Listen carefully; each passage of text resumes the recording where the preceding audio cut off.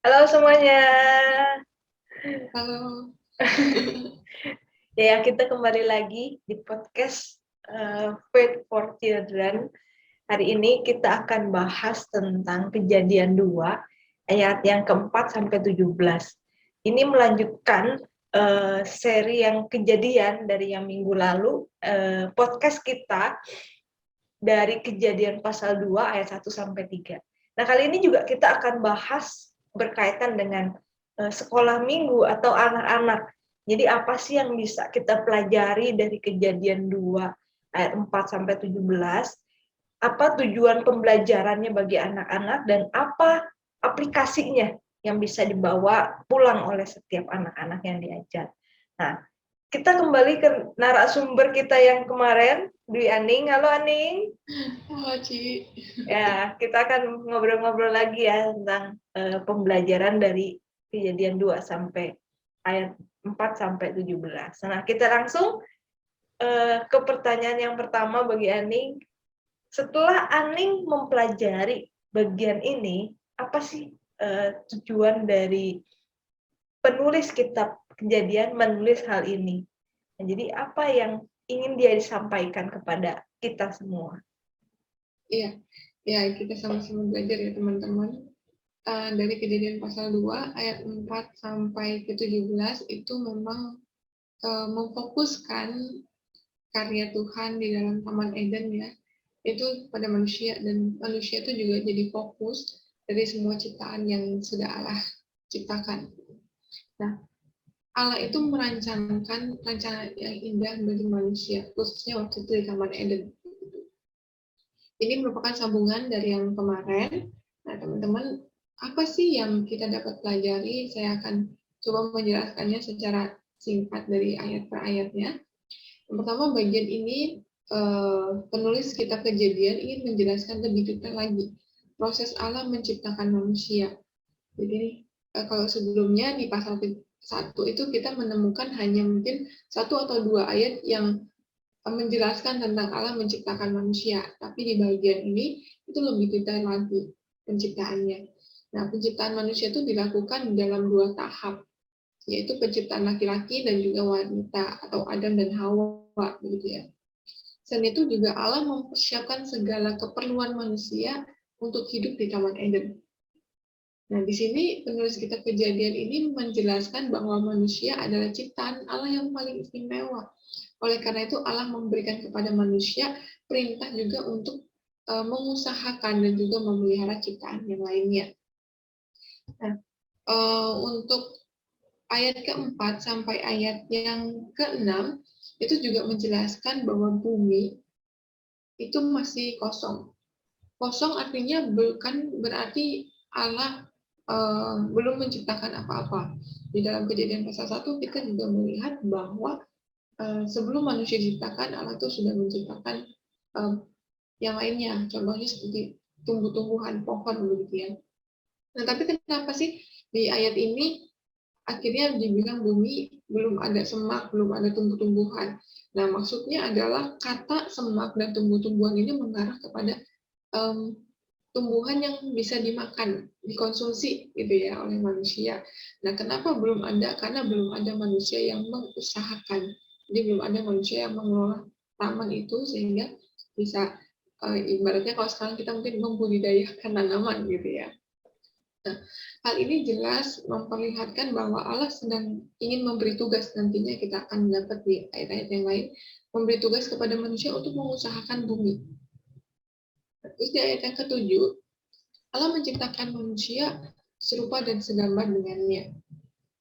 Manusia yang dimaksud ini Adam, karena di ayat yang ketujuh secara spesifik Hawa belum diciptakan. Di Adam diciptakan menurut gambar dan serupa Allah, tapi tidak berarti Hawa tidak diciptakan serupa dan segambar Allah. Juga. Berarti maksudnya di sini penciptaan Adam dulu, baru nanti Hawa. Hawa juga segambar dan serupa Allah tentunya. Nah, teman-teman, manusia diciptakan Tuhan itu dengan tangannya sendiri dari debu dan tanah.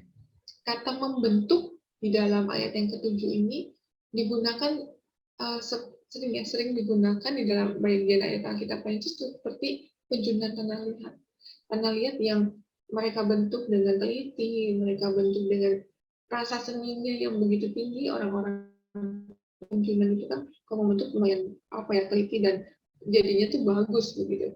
Nah, di sini mau menerangkan bahwa Allah tuh membentuk manusia itu dengan sedemikian rupanya, dengan karyanya Tuhan dari tangannya sendiri. Nah, teman-teman, kalau memang kita lihat di ayat 19 itu dikatakan ternyata hewan pun Allah bentuk dari tanah. Jadi bukan cuma manusia yang Allah bentuk dari tanah. Terus apa sih yang menjadikan manusia itu istimewa sebagai ciptaan Allah? Yang pertama, karena Allah membentuk dengan tangannya sendiri. Di ayat 19 tidak dikatakan bahwa hewan dibentuk dengan tangannya Allah, tapi Allah memang membentuk dengan tangannya sendiri. Dan kemudian Allah menghembuskan nafas langsung kepada manusia. Nah, teman-teman, inilah yang menjadikan manusia istimewa. Allah membentuk dengan tangannya sendiri, Allah menghembuskan nafasnya. Nah, kalau istimewa, tentunya berharga di hadapan Tuhan. Karena dia juga, kita semuanya adalah gambar dan rupa Tuhan. Teman-teman, keistimewaan inilah juga membuat kita melihat adanya relasi yang Tuhan bangun antara kita dan Tuhan. Relasi yang intim manusia dengan Allah. Walaupun nanti di dalam Kejadian pasal 3 akan ada kejatuhan gitu ya. Tapi kita melihat di sini Allah merancangkan yang indah buat kita. Allah membentuk kita dan menciptakan kita. Di ayat 8-9, Allah membuat taman di Eden untuk manusia. Allah menumbuhkan berbagai pohon yang baik dan menarik untuk menjadi makanan bagi manusia. Allah juga menambahkan pohon kehidupan dan pohon pengetahuan yang baik dan jahat. Tapi dua pohon ini, pohon kehidupan dan juga pohon pengetahuan ini, bukan untuk dimakan manusia. Kenapa? Di ayat 9 itu seperti ada pemisahan. Jadi pohon yang baik dan menarik itu untuk dimakan, dikonsumsi oleh manusia. Tetapi disebutkan selanjutnya ada pohon pengetahuan dan pohon kehidupan. Itu tidak diberikan keterangan untuk dimakan oleh manusia. Jadi seperti ada pemisahan di situ. Jadi nanti juga berpengaruh kepada larangan Tuhan pada manusia untuk memakan buah pengetahuan itu. Terus di ayat yang ke-10 sampai ayat yang ke-14, nah di sini agak sedikit menarik gitu ya. Kadang orang sering salah fokus gitu ya, salah fokus gitu ya.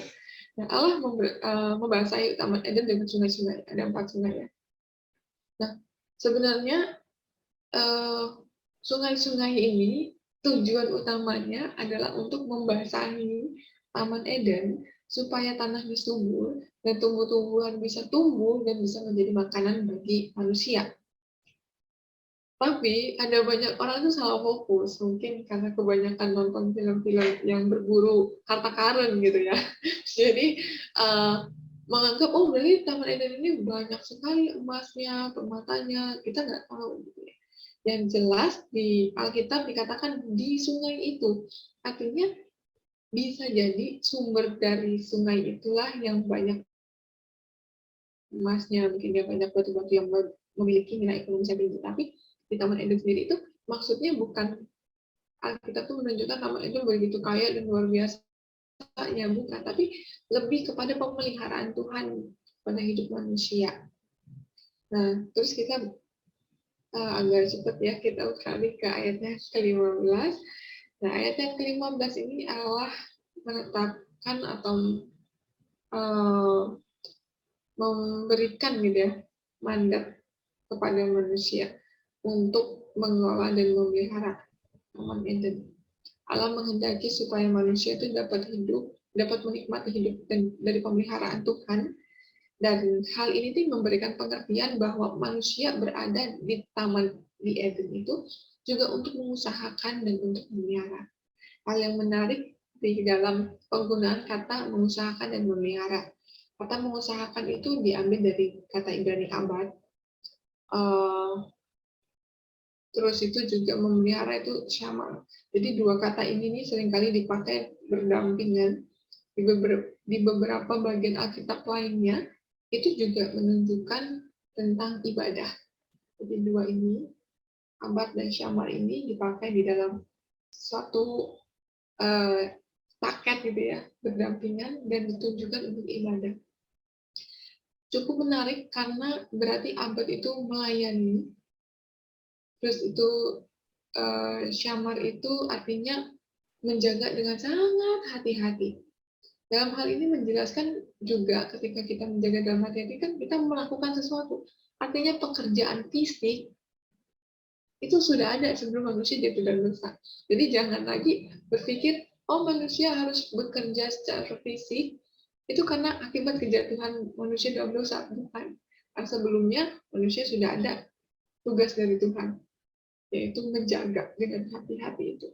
Nah, cuma nantinya ketika manusia jatuh dalam dosa, pekerjaan fisik itu akan menjadi sangat berat bagi manusia, begitu. Karena harus mengusahakannya dengan lebih lagi. Nah, teman-teman, kata abad dan syamar ini, seperti tadi saya bilangnya, menunjukkan kepada ibadah juga. Nah, ini bisa dibilang seperti ini. Kehidupan kita manusia, seluruhnya itu adalah ibadah kepada Tuhan. Jadi, kita juga bisa mengajarkan kepada anak-anak bahwa ibadah itu bukan cuma di gereja, bukan cuma di persekutuan aja, tetapi seluruh hidup kita ini harusnya menjadi ibadah yang sejati kepada Tuhan. Jadi, kita hidup sesuai dengan perintah Tuhan bukan cuma di dalam gereja, tapi di luar gereja, dimanapun kita berada, kita harus hidup sesuai dengan perintah Tuhan dan menjalankan mandat Tuhan.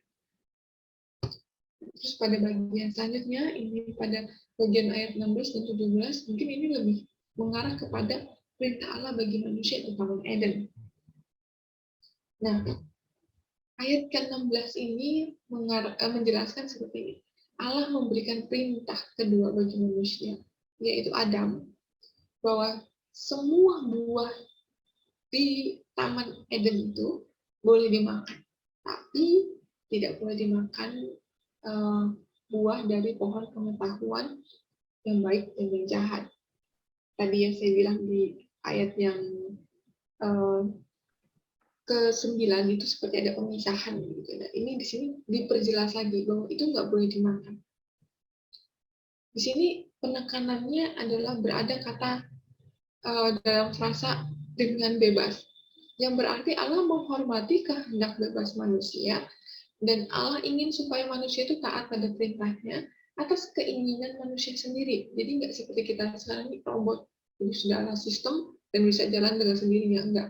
Allah menghendaki kita itu mengambil keputusan untuk taat kepada Allah itu atas keinginan kita, atas kehendak kita sendiri. Itu pentingnya, teman-teman. Jadi Allah tidak mengingatkan kita seperti robot. Terus di ayat yang ke-17, Allah juga memberikan peringatan dan akibat jika manusia tidak mematuhi perintahnya. Ini juga penting untuk kita tekankan ketika kita mengajar, bahwa Allah memberikan perintah kepada manusia ciptaannya yang sempurna, yang istimewa. Memberikan perintah itu dengan jelas. Ada peringatannya, dan juga Allah memberikan akibatnya. Jadi ketika manusia itu memutuskan untuk tidak taat kepada Allah dan jatuh dalam dosa, itu bukan karena salahnya Allah, tapi karena manusianya sendiri yang menggunakan kehendak bebasnya itu untuk melanggar perintah Allah. Manusia kan diberikan kebebasan untuk melakukan banyak hal di Taman Eden, tapi kenapa mereka melanggar batasan itu? Itulah yang nanti kita kenal dengan dosa. Manusia perlu menundukkan diri memang kepada perintah Allah. Karena jika manusia menggunakan kehendak bebasnya yang diberikan oleh Allah untuk melanggar perintah Allah, maka itu berarti manusia melakukan dosa. Jelas bahwa upah dari dosa itu nantinya kita akan melihatnya, itu adalah kematian. Ini penting untuk diperingatkan atau diingatkan terus-menerus kepada nanti anak-anak sekolah minggu, orang-orang yang kita ajarkan, bahwa manusia Allah berikan kehendak, manusia Allah berikan perintah, manusia Allah berikan peringatan dan juga menjelaskan akibatnya. Jadi manusia ketika berdosa itu bukan karena Allah, tapi karena manusia itu sendiri. Nah, itu dari penjelasan secara singkatnya tentang Kejadian pasal 2 ayat yang keempat sampai ayat yang ke-17. Oke, terima kasih Aning penjelasan yang sudah clear ya tentang Kejadian 2 ini. Nah, kalau bisa disingkat, saya pikir ada beberapa poin penting dari penjelasan apa yang mau disampaikan oleh penulis kitab Kejadian. Pertama, Allah itu menciptakan manusia itu istimewa karena dia segambar dan serupa dengan Allah, diberikan nafas hidup yang membuat dia bisa berelasi dengan Allah. Selain itu, Allah juga merancangkan sebuah taman yang memang bisa dihuni oleh manusia itu sehingga manusia bisa hidup. Jadi ada satu pemeliharaan Tuhan di dalam satu rancangan ini. Dan dengan segala hal yang sudah Allah berikan, manusia itu diberikan satu mandat, yaitu mengusahakan taman itu dan memeliharanya. Jadi sebagai bentuk satu ibadah kepada Allah gitu. Dan yang terakhir yang berkaitan dengan dosa, di mana manusia berdosa itu karena dirinya sendiri, bukan karena Allah ya. Karena Allah sudah memberikan peringatan terlebih dahulu dan Allah sudah memberikan perintah dulu. Sehingga ketika manusia melanggar itu karena dosanya sendiri ya. Karena memang manusianya gitu, bukan karena Allahnya. Jadi Allah tidak menciptakan dosa, tetapi manusianya sendiri yang melakukan dosa gitu. Oke, nah dari penjelasan ini saya pikir kita semua udah nangkep nih tujuan-tujuan pembelajaran apa sih yang bisa ditarik dari kitab Kejadian pasal yang kedua ayat 4 sampai 7. Tapi boleh juga nih Aning bisa secara singkat ya, tujuan pembelajarannya yang Aning dapat ada berapa dan apa yang bisa kita berikan kepada anak-anak. Tujuan pembelajarannya sebenarnya ada beberapa, cuman saya menekankan mungkin ada 2 poin utama begitu. Yang pertama, mungkin anak-anak ya, anak-anak mengetahui bahwa Allah itu menciptakan manusia itu lebih istimewa daripada ciptaan yang lainnya. Dan Allah mengembangkan perintah begitu ya, untuk mengusahakan dan memelihara ciptaan Allah yang lainnya. Nah, juga di sini kita lihat bahwa kehidupan manusia itu seluruhnya adalah seharusnya menjadi ibadah yang sejati kepada Allah. Kita juga bisa menolong anak-anak untuk memahaminya bahwa meskipun mereka kecil, mereka masih mungkin pengetahuan mereka terbatas, sangat sederhana, tapi hidup mereka pun seharusnya bisa menjadi ibadah kepada Allah. Kita mengajarkan pengetahuan yang benar, dan kita menuntun mereka untuk bisa hidup di dalam koridor perintah Allah itu. Terus yang selanjutnya adalah tujuan pembelajarnya itu tentang anak-anak mengetahui bahwa kita manusia itu diberikan kehendak sama Tuhan bukan untuk melanggar perintahnya Tuhan, tetapi untuk hidup taat secara sadar kepada Tuhan. Itu mungkin agak sedikit susah untuk dijelaskan kepada anak-anak yang masih usianya mungkin agak kecil gitu. Tapi kita juga bisa menolong mereka untuk memahami bahwa taat itu penuh dengan kesadaran diri. Kalau kita mau memberikan penggambaran, mungkin seperti ini, antara kehendak bebas dengan perintah Allah. Saya sendiri menggunakan penggambaran seperti di dalam lalu lintas. Misalnya saya naik motor atau naik mobil. Saya mengendarai motor atau mobil, saya mau agak kebut, saya mau agak lama, dan lain sebagainya. Tapi selama itu ada di dalam jalurnya, itu oke. Tapi ketika kita udah mulai melewati batas-batas itu, misalnya kita melenceng kemana-kemana gitu ya, ngebut sembarangan, belok sana, belok sini, dan itu sudah melanggar. Ketika kita jalan lurus, ya ikutin aja jalannya kita. Kita mau agak ngebut, agak mengkol dikit, dan lain sebagainya, ya itu Itu kehendak bebas kita, seperti kayak kehendak bebas kita. Jadi ketika kita melewati ini batasan yang Allah beri, ini namanya dosa. Kenapa? Karena udah lewat. Jadi bebas bukan berarti bebas tanpa batas, tapi bebas di dalam ranah ini loh, kita masih ada di dalam perintahnya Allah itu. Hidup kita masih bisa dalam perintahnya Allah, kita tidak berdosa. Tapi kalau bebas tanpa batas, saya rasa nggak seperti itu ya. Karena ketika melewati batas itu, itulah dosa. Tapi di dalam batasan itu, ketika kita masih ada di dalam batasan itu, ya itu bebas. Kita bisa melakukan sesuai dengan kehendak kita. Jadi ketertumbukan itu di dalam batas perintah Allah, di dalam batas kehendak Allah, itu tuh anak-anak perlu memahami sejak dini, supaya ketika mereka hidup, untuk menjaga diri mereka dari kecil ya, ada di dalam batasan itu, mereka bisa belajar hidup untuk taat sama Tuhan, itu dengan sadar. Sampai mungkin nanti kita berharap sampai besar, mereka juga bisa hidup di dalam batasan itu. Oke, nah ini adalah tujuan pembelajaran bagi anak-anak. Nah, kalau misalnya ada dua pembelajaran, tujuan pembelajaran. Nah sekarang apa sih aplikasi yang secara praktis ya, secara praktis bisa dibawa pulang oleh setiap anak-anak? Karena kan kita tahu ya bahwa Alkitab, firman Tuhan bukan cuma hanya bisa dimengerti oleh anak-anak, tetapi anak-anak harus bisa mengaplikasikannya di dalam kehidupan mereka. Nah, jadi ada satu keseimbangan antara pemahaman dan tindakan mereka. Nah, sekarang aplikasinya apa sih buat mereka untuk anak-anak ini?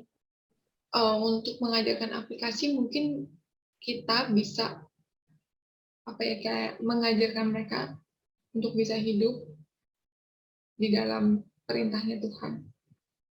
Jadi hidup bukan cuma hidup baik, tetapi hidup benar. Mungkin kalau kita bisa memberikan contoh, ketika kita di rumah, misalnya kita habis sekolah minggu, kita memuji Tuhan, memuliakan Tuhan, kita tahu nih kita ada manusia ciptaan Tuhan yang istimewa. Nah, kita juga harus tetap melakukan perintahnya. Ya, kita pulang di rumah, kita tetap harus taatin orang tua, hormati orang tua, mengasihi saudara, mengasihi orang-orang di sekitar kita.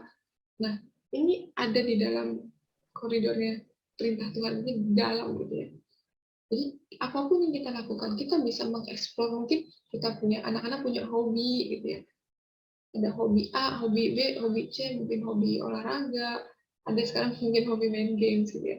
Tapi melakukan itu tetap ada di dalam batasannya. Kita boleh nggak main game? Boleh. Tapi jangan sampai game itu membuat kita melanggar semuanya. Kadang anak-anak main game, asik main game gitu ya. Terus disuruh orang tuanya, misalnya dimintain tolong gitu ya. Misalnya, Aning, tolong dong sapu rumah gitu ya.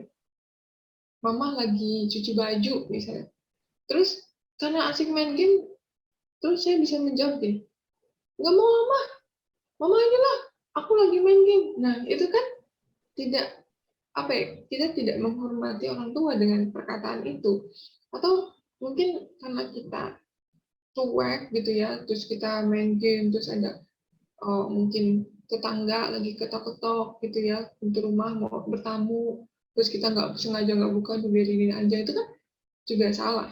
Jadi kita bisa kasih contoh-contoh kehidupan nyata di mana kita bisa melakukan segala sesuatu dengan bebas, tetapi harus tetap di dalam kebenarannya Tuhan, di dalam perintahnya Tuhan untuk bisa memelihara, kita bisa menjaga hal yang lain. Mungkin kita juga bisa ketika kita punya taman di rumah, punya hewan peliharaan, bagaimana kita bisa merawat mereka, itu juga bisa jadi aplikasi. Jadi banyak sih aplikasi yang bisa diberikan, cuma saja penekanannya lebih kepada kita sebagai makhluk ciptaan Tuhan yang istimewa, kita punya mandat dari Tuhan dan kita perlu melakukannya di dalam kesadaran, di dalam ketaatan kita kepada Tuhan. Gitu. Oke, terima kasih Aning untuk setiap penjelasan-penjelasan yang sudah diberikan. Nah, teman-teman cukup jelas ya tentang kejadian 2 ini. Semoga podcast ini menolong kita semua untuk mengajarkan kebenaran firman Tuhan kepada anak-anak yang berkaitan dengan kejadian 2 pasal ayat 4 sampai 17. Nah, sekian podcast kita kali ini. Nanti kita akan kembali lagi di podcast-podcast selanjutnya ya. Bye-bye. Bye.